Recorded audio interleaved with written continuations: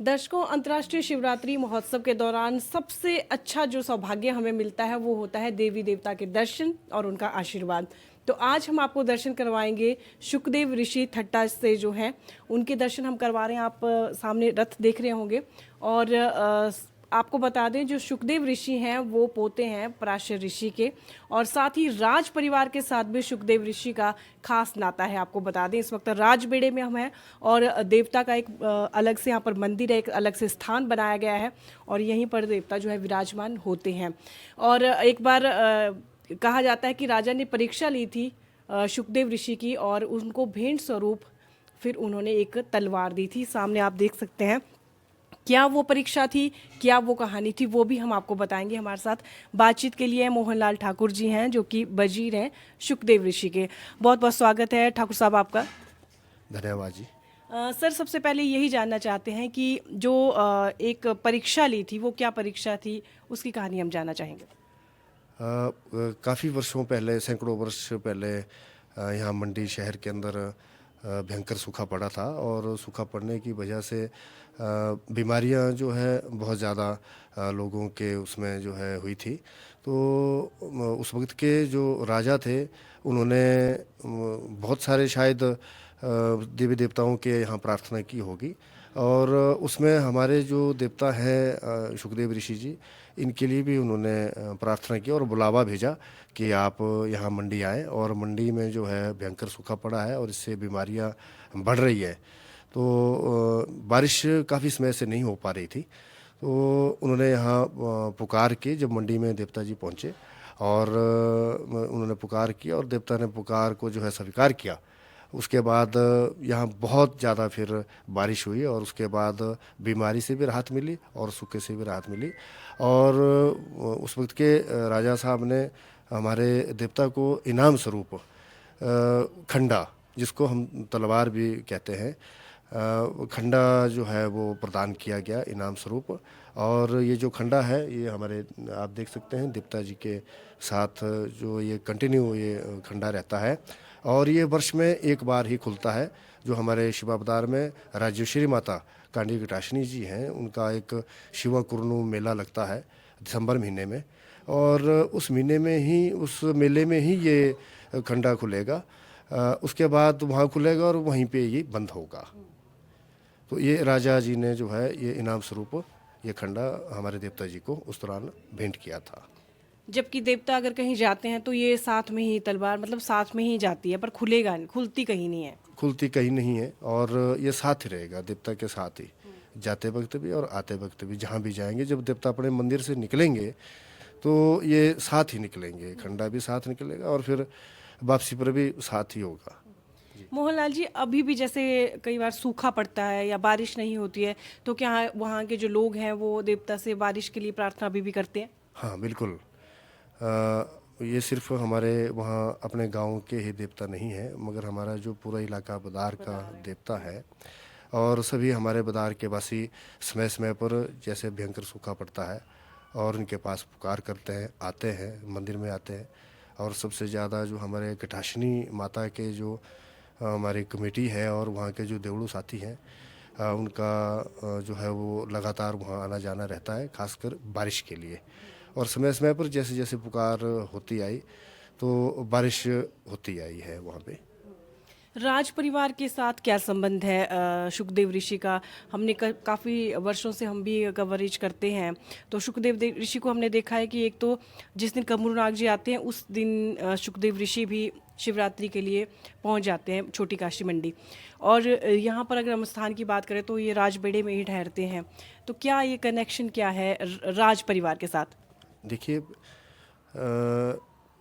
हिमाचल प्रदेश के विभिन्न रियासतों के राजा रहे हैं और उन राजाओं ने वहाँ के देवी देवताओं की परीक्षाएं ली है। और वैसी परीक्षा जो है राजा जी द्वारा, जो मैंने पहले भी कहा, इनकी ली गई है। सबसे बड़ी बात है कि जो महर्षि पराशर जी हैं वो इनके दादा लगते हैं, ब्लड रिलेशन है इनका। और महर्षि पराशर जी के सुपुत्र वेद व्यास जी हुए और वेद व्यास जी के शुकदेव जी हुए। और मैं आपको आपकी जानकारी के लिए बता देना चाहता हूँ, हमारे पराशर में भी एक देवताओं की अपनी कमेटी है, जिसमें पराशर जी को राजा माना जाता है और शुकदेव ऋषि जी को वहाँ वजीर माना जाता है। और भी अन्य 4-5 देवता हैं जिनका उनकी कार्यकारिणी में स्थान है, जैसे वर्धनाग जी है। एक मिनट मैं बीच में टोक रही हूँ आपको। जब सरनाहुली मेला या ऋषि पंचमी का कुछ मेला होता है और जब तक शुकदेव ऋषि नहीं अगर वहाँ पहुँचते तब तक वो मेला शुरू नहीं, ऐसा भी कुछ होता है कि शुरू नहीं होता है या उनके आने से ही वो उसके शुभ काम शुरू होते हैं? जी, जब भी वार्षिक सरनाहुली मेला पराशर में लगता है तो महर्षि शुकदेव जी सबसे पहले पहुँचेंगे और एक वहाँ मंदिर के साथ बिलिनी धार बोलते हैं वहाँ मंदिर के साथ ही। जैसे देवता वहाँ पहुँचेंगे तो तभी जो है महर्षि पराशर जी के मंदिर का कलश चढ़ेगा और उस कलश चढ़ने के बाद फिर हमारा वहाँ प्रवेश मंदिर के अंदर होगा और देवता जी वंदना करेंगे पराशर ऋषि जी को। उसके बाद वहाँ के पुजारी वहाँ कम्प्लेक्स से बाहर निकलेंगे और वहाँ पे 5-7 मिनट का एक नाटी का वो आयोजन करेंगे मेला ग्राउंड में। और वहाँ के जो मुख्य पुजारी है और अन्य पुजारी जो है वो वहाँ पे छड़ी, जो हमारे देवता की जो छड़ी है जो आपको नज़र आ रही है, इसको कंधे पे उठा के सबसे आगे वो नृत्य करेंगे और फिर सरनाहुली मेले का शुभारंभ होगा। और जब क्लोजिंग होता है पराशर मेले की तो उसमें सबसे लास्ट जो है हम वहाँ से फिर निकलेंगे। जब तक सभी देवता नहीं जाते हैं वहाँ मंदिर से तो फिर हम निकलेंगे सबसे लास्ट। अगर खुदा न खास्ता किसी देवता ने वहाँ ठहरना हो तो एक बारी के लिए उनको वहाँ मंदिर कम्प्लेक्स से क्या वो जो हमारी पहाड़ी है वहाँ से थोड़ा बाहर निकलना पड़ेगा और फिर देवता जी वहाँ से जब घर को रवाना होंगे तो उसके बाद वो वहाँ आ सकते हैं। जी, तो देखिए दादा पोते की भी बहुत जो एक कहानी है वो भी उनके बिना, पोते के बिना जो है वहाँ पर वो जो मेला दादा के वहाँ लगता है वो भी नहीं होता शुरू और उसको समापन भी नहीं होता उसका। और यहाँ पर अगर हम बात करें शिवरात्रि में तो पराशर ऋषि जी जो निरोल के देवता रहते हैं वो जो जब आएंगे तो उसके बाद सीधे ही राजबेड़े में रहेंगे, वहीं दर्शन देंगे। जबकि उनके पोता जो हैं शुकदेव ऋषि वो जलेब में भी जाते हैं और सर ये दिन में पडल में जाते हैं। हाँ जी, हमारी जो 3 जलेबें होती है उसमें हम पडल जाते हैं और जो भूतनाथ की जलेब शिवरात्रि वाले दिन सुबह होती है जिसमें माननीय डीसी साहब जो है उसकी अगुवाई करते हैं तो उसमें भी ये उस जलेब में शामिल होते हैं। मज़ेदार बात यह है कि पराशर ऋषि जी जो राज परिवार के कुल देवता है और माधवराय जी स्पेशली उनका मिलन जो है वो राज परिवार के यहाँ ही होता है। बाकी देवताओं को वंदना करनी पड़ती है माधवराय जी की, माधवराय के पास आकर के, माधवराय जी के मंदिर में। मगर जब पराशर जी आएंगे राजा जी के पास, पराशर जी माधवराय में नहीं आते हैं और पालकी जो है माधवराय जी की उसमें विराजमान होकर के माधवराय जी वहाँ खुद पराशर जी को मिलने आते हैं। जी बहुत बहुत शुक्रिया सर हमारे साथ बातचीत करने के लिए और इतनी जानकारी आपने हमारे दर्शकों के साथ साझा की, उसके लिए बहुत बहुत शुक्रिया आपका। बहुत बहुत धन्यवाद, आपका चैनल का बहुत बहुत धन्यवाद।